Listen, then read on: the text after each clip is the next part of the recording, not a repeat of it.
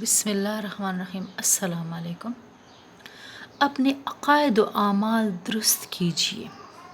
سوال ہے، کفر و شرک کسے کہتے ہیں؟ جواب، جن چیزوں پر ایمان لانا ضروری ہے ان میں سے کسی ایک بات کو بھی نہ ماننا کفر ہے۔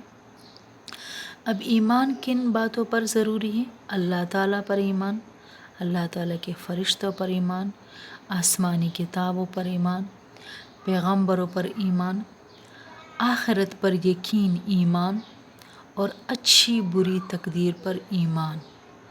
یہ ان میں سے کسی ایک بات کا بھی انکار جو ہے وہ کفر اور شرک کہلاتا ہے۔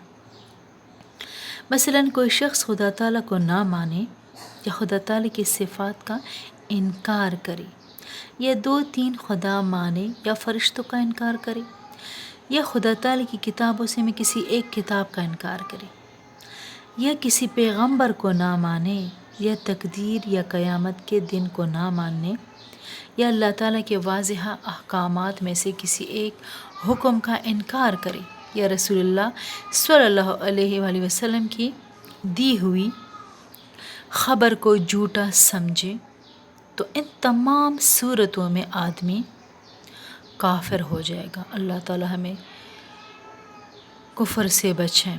اور شرک اسے کہتے ہیں کہ خدا تعالیٰ کی ذات اور صفات میں کسی دوسرے کو شریک کرے۔ اللہ تعالیٰ ہمیں شرک سے بچائے، اللہ تعالیٰ ہمیں کفر سے بچائے، آمین۔